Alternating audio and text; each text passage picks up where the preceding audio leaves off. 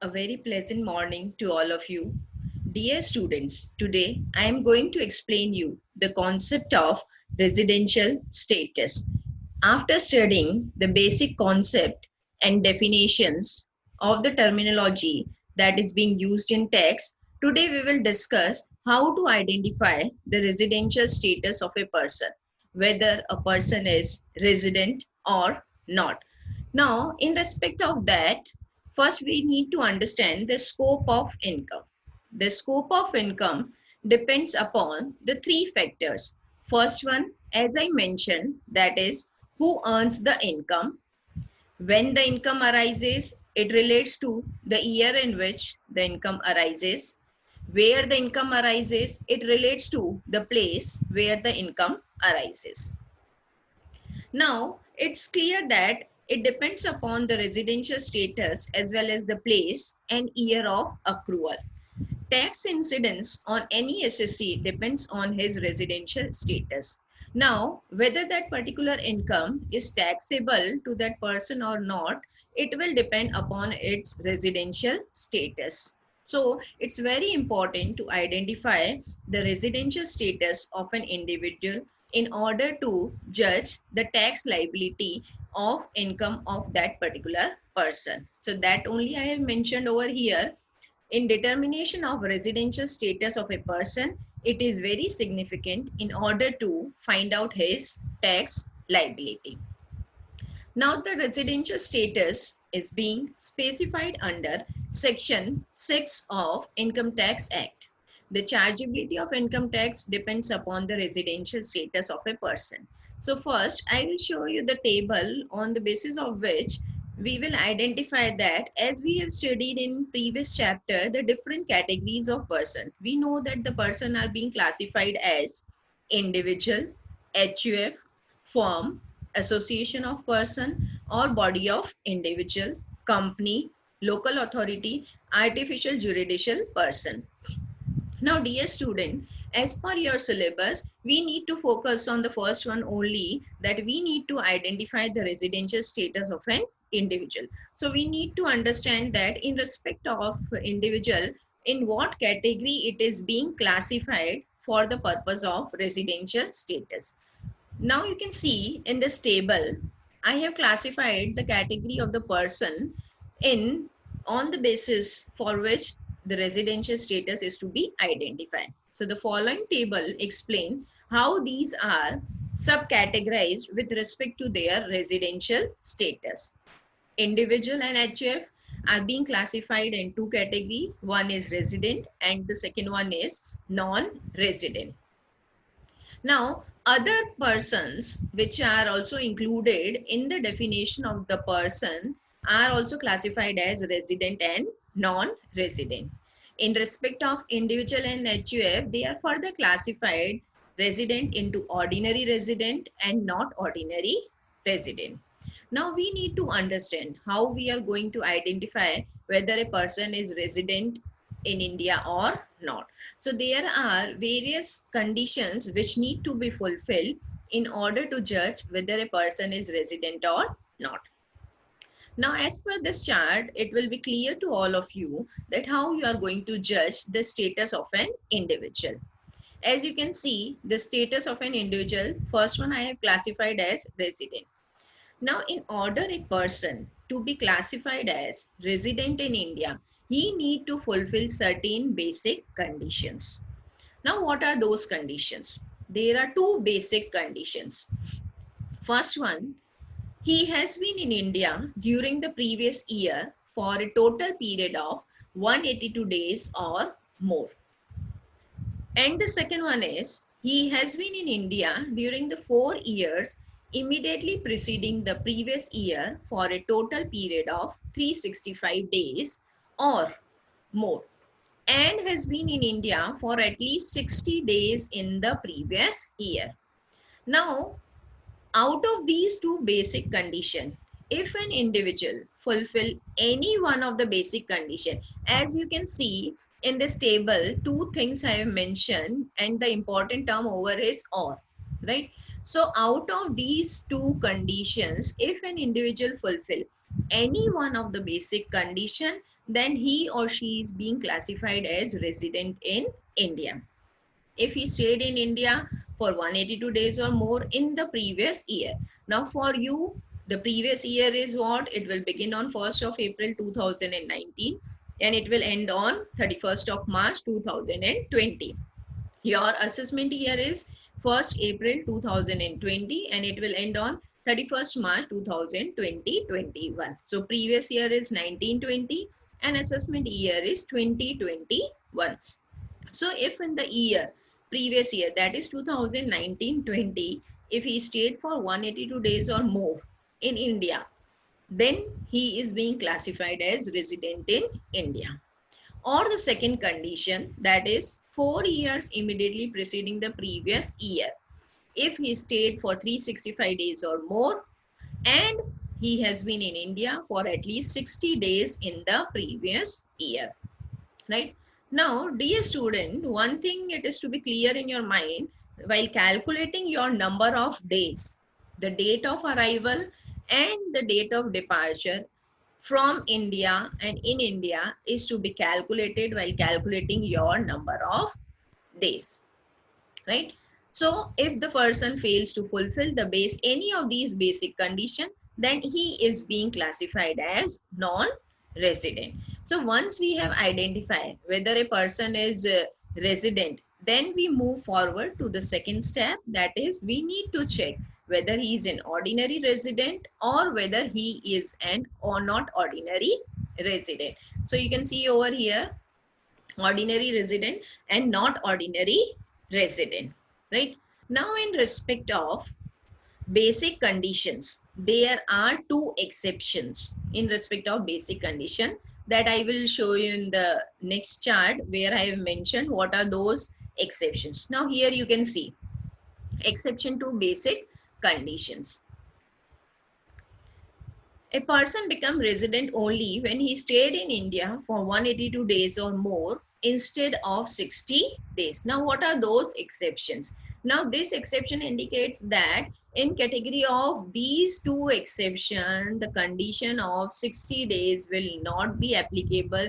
You can go ahead and check only one condition, that is whether he stayed in India for 182 days or not. If he stays for 182 days or more, then he is being classified as resident in India. Now, what is that exceptional condition? First one, Indian citizen or an Indian member of a crew of an Indian ship who leaves India in any previous year for the purpose of employment outside India, right?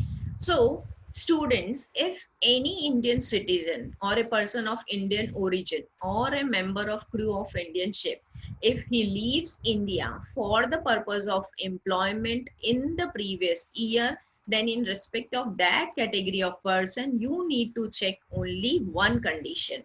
And that condition is whether he stayed for 182 days or more in the previous year or not. Now, second exception is that Indian citizen or a person of Indian origin engaged outside India in an employment or a business or profession or in any other occasion who comes on visit to India in any previous year. So what does it indicate? If a person of Indian origin who comes on a visit to India in previous year, then in respect of that category of person, we can check only one basic condition, that is whether he stayed in India for 182 days or not. If he stays for 182 days, then he is being classified as resident in India. Now here you can see there is and one important thing over here. We have used the term that is Indian origin, right? So we need to understand this term. What do you mean by the term Indian origin, right? Now you can see how I have classified or how I have defined the term Indian origin, right? Now, Indian origin means a person is said to be of Indian origin if he or either of his parent or either of his grandparents were born in undivided India.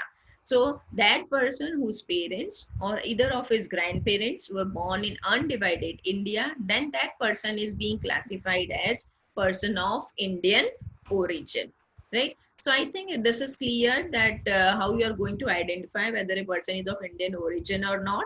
And these are the two exceptions to the basic conditions. If the individual fall in any of these two exceptions, then you need to check only one condition, that is whether he stayed in India for 182 days or not. So that is mentioned over here, 182 days or more, right? Now, as we have seen the basic condition, now we again go back to our previous thing where we have mentioned how we are going to identify whether a person is a resident or non-resident, right? Once we have identified that the person is resident in India, we need to check whether he is an ordinary resident or not ordinary resident. Now, in respect of ordinary resident, two conditions need to be fulfilled in order an individual to be classified as ordinary resident. In short, to ordinary resident, we termed it as OR, and not ordinary resident as NOR. Now, for ordinary resident, what are these conditions? First one is, he is resident in any 2 out of 10 years immediately preceding your relevant previous year, right? आपके previous year के पहले के 10 साल में किन्हीं 2 सालों में अगर वो इंडिया में रहा है, रेजिडेंट रहा है. Now in respect of resident, you need to check the same conditions, right? That is the same one, 182 days or more, or 365 days or more in 4 years, and 60 days in the previous year. So out of 10 years immediately preceding your relevant previous year, so immediately preceding your relevant previous year is what? 2019-20 is your previous year. Before that year, that out of 10 years, if he stays or he is classified as resident in any of the 2 years, then he has fulfilled the first condition relevant to ordinary resident. Now here again you can see I have used the term that is end, right?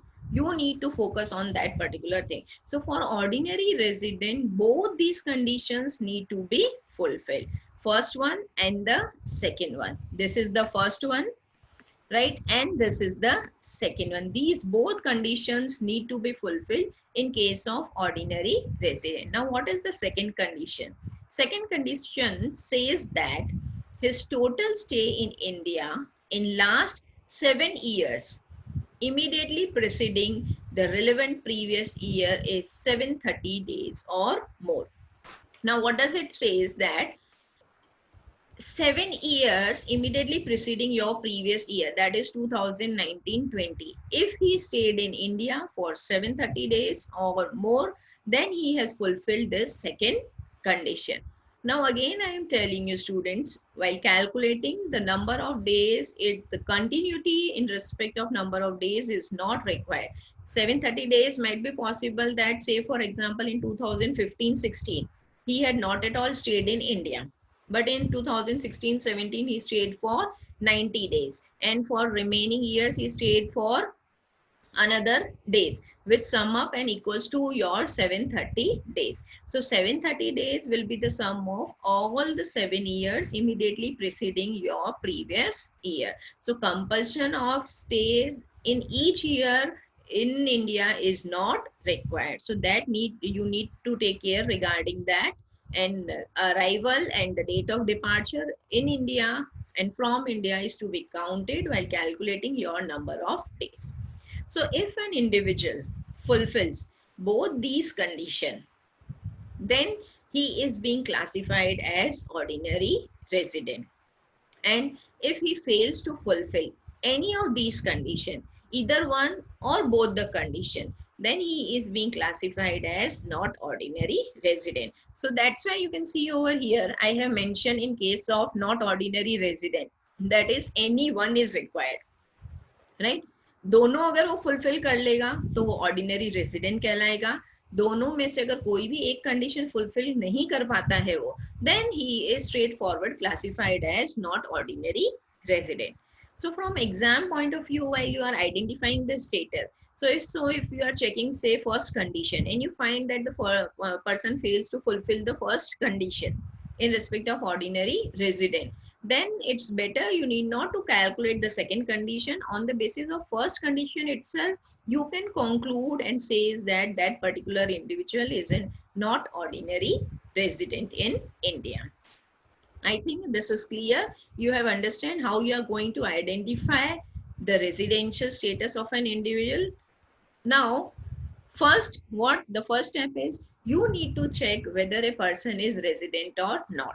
If the person fulfills the two basic condition, these are the condition. If the person fulfill these two basic condition, the first one and the second one, then he is being, say, first one or second one, either of these two, any one condition if he fulfill, and if it does not falls in the category of exception, then he is being termed as resident in India.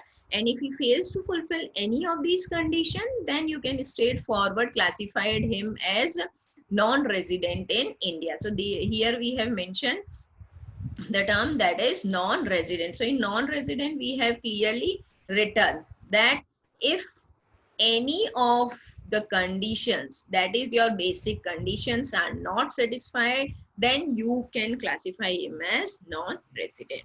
So once you have checked that the person is in resident or non-resident, then you will move forward to the second part. If he is resident, then you will check and identify whether he is an ordinary resident or whether he is a not ordinary resident. So in this way, you are going to identify the residential status of an individual. Now regarding your practical problem, so while calculating in further class, I will explain you how you are going to calculate the things and to identify this status. You need to keep one thing in mind, that while calculation, you can break up your solution in four parts. First one, you need to identify the category of person, right? Whether he is of Indian origin, whether he is an Indian person, that you need to, Indian citizen, that you need to check. Second one, you need to write down the conditions which have to be fulfilled. Third one, you need to calculate the number of days to check whether he falls in that particular fulfills that particular condition or not. And finally, the fourth part, that is the conclusion part. You can conclude and identify the status of a person. So this is all about the concept of residential status.